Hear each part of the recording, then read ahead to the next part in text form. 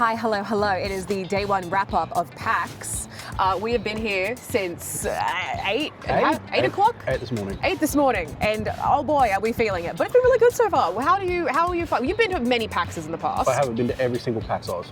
Yeah, I have not. I've only been to maybe 5 PAXs in my entire history of convention attending. Mm-hmm. How are you finding it so far? This is great. This is a PAX. It feels like PAX. The thing to understand about this show is that it's not so much that the convention is here, it's the people that come to the show every 100%. year. These are the people that bring PAX to the show and they take it with them when they leave. Yeah. If you can get that vibe in the room, you'll have a perfect show, and it feels like they're doing it. In a deeply frustrating turn of events, Melbourne has decided to bring the sun while we record. The table is screaming at us. The table is so bright. I'm pasting up as it is.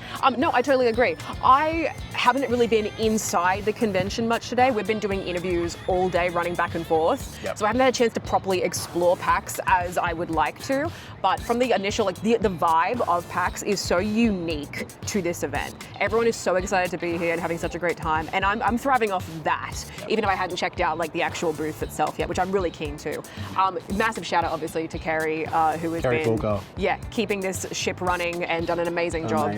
I will say, you'll need to learn the left and right in how one moves through a place. If I get shoulder checked one more time, I'm a small gal. I'm gonna get bowled over. There's a lot of people in there. There's so many people, which is phenomenal. In terms of what we've done so far, because we got in on Wednesday for Games Week. Mm-hmm. Yesterday we checked out Parallels, which is the big gaming showcase of the indies that are coming up and coming out. Yep. And it's, as always, a phenomenal event. And again, I would say, talk about energy like I'm hippy dippy, I'm not, but the energy of those rooms, is that the description? Let's go with that. I think it's fine. The energy when you get a bunch of people, like developers, gamers, press, who are just really passionate about the work that they do. It shines through in all the presentations, and we saw some bangers. I finally got to hear more about Reprieve, which I'm so excited about. I've been hankering for Reprieve news since it came out, was debuted at Frosty's Games, and we're gonna get a chance to play it, hopefully, at PAX this year, which I'm super excited about. That's right. Haven't had a chance to play it yet, but what I'm really looking forward to seeing, it's on the show floor this year.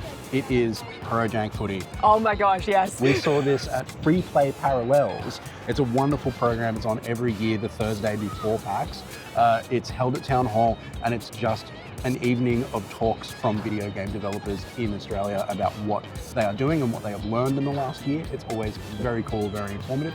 Pro Jank Footy was a highlight of that show last night. It's made me so excited to get my hands on it. If you love NBA Jam back in the day, you are going to love this. It is the NBA Jam of AFL games. I can't wait to play it. In terms of what we did today though, like I said, we did a bunch of interviews. We got to talk to Graham Struthers, who is one of the heads of Devolver Digital.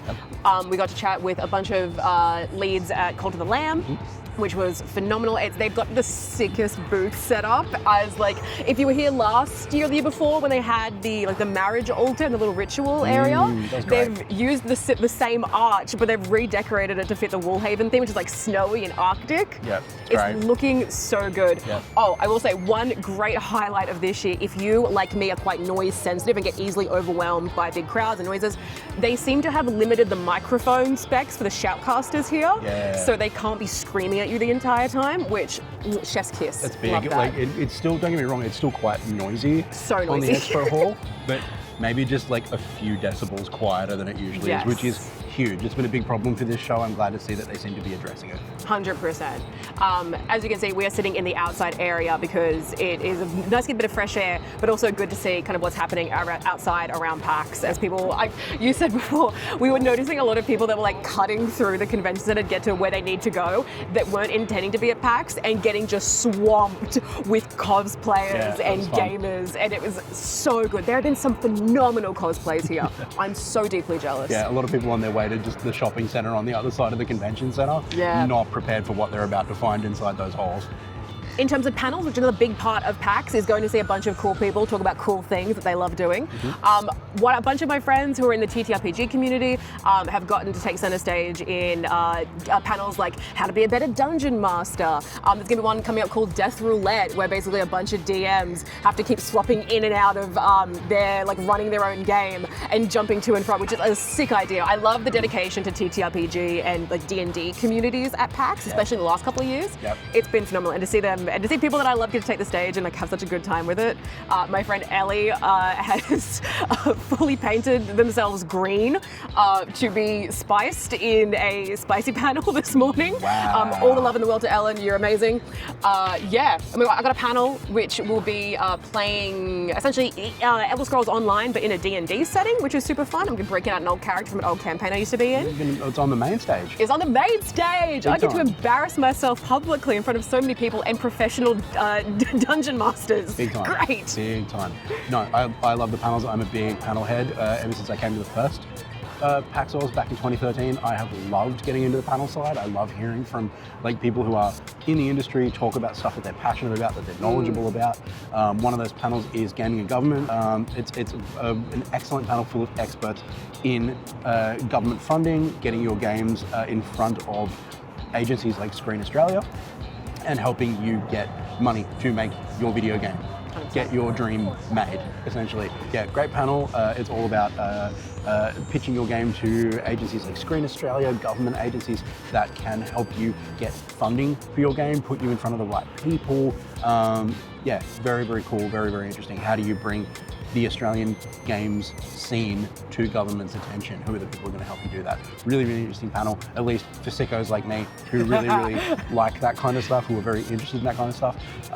One thing I will say, like you're on a D&D panel. It's not really D&D, but it's D&D and adjacent. On this one, on Sunday, I'm on another D&D panel that is very D&D. There you go, there you go. That'll be on the Sunday wrap-up show. Tune into that one. What I have noticed on the schedule this year is there's a lot of D&D and there's a lot of Magic the Gathering. A lot, which is interesting, especially since, if you had submitted a panel this year, you more than likely have received an email saying that about 70% of all submitted panels were cut or were not accepted, which is a huge number. I had a couple of panels that I pitched that didn't make it through. A lot of people did as well. It's interesting to see what has made the cut and what hasn't, and it's a lot, from what I understand, I might be wrong about this, it's a lot of TTRPG and what am I trying to say here? A lot of TTRPG and a lot of big name, either sponsored panels or involving a lot of like big name community members that have gotten through. So I don't know how I necessarily feel about that. But again, I am also participating in two of them, so I can't really judge too harshly. Yeah, it definitely feels like there's some sort of a shift that has taken place there. The panels are a little bit different this year. I don't know if that's just a matter of it's more expensive to put on a show like this than it's ever been, and perhaps that's just the nature of the beast at this point. Like even the panels, the content, the nature of those panels had to change, or maybe it's just a generational shift. Like the kids are more interested in D&D and MTG than they've ever been, so we're going to put on a ton of those shows just to get people in seats, you know, like maybe that's just the way that it's going now. Which I'm torn on, because as a TTRPG, you know, I love my Dungeons & Dragons, I love getting involved in that kind of scene. I love that, but I can also see I can see where there might be a bit of a sense of loss at the retraction from a more community-focused, games necessarily focused event space. But I think there's a balancing act to be had there. I think they're nailing it pretty well from what we've seen. Again, this is only the first day. We're here for another 2 days. So maybe when they got time to change their minds. Exactly. Hey, you know? When all my when the crash finally does hit me and I become a walking shamble of a person, maybe I'll have different things to say. But for now, we're doing pretty good. We're doing all right. I'm so happy to be here. Yeah, me too. Like we're going to make sure we get time to like actually properly hit the tabletop section as well to check out what's going on there. I'm sure there will be tons of Magic and D&D going on in there this weekend. Those are always great. If you've never been to tabletop, it's always a really special experience. But we will get into that probably on the Saturday show. Tune in for that one. And naturally, of course, if you like indie game gathering, get ready for more indie games that will be gathered by my grubby little hands. So many indie games this weekend. I was going to do all my interviews today, and then I took 2 seconds to think about what they would do in my brain, and I went, no, we'll do them tomorrow. So get ready for a bunch of indie game gatherings coming up with some phenomenal Australian indie games on the same playable at PAX. Hopefully with also demos that you can play on Steam yourself. Indie game gathering happens on Fridays. Make sure you check that one out. That's always on the YouTube channel. Absolutely. And yeah, until tomorrow, we'll see you later. We'll see you then. Bye. Bye. Boom! That's how they do it, right? That's how they end videos? Yep.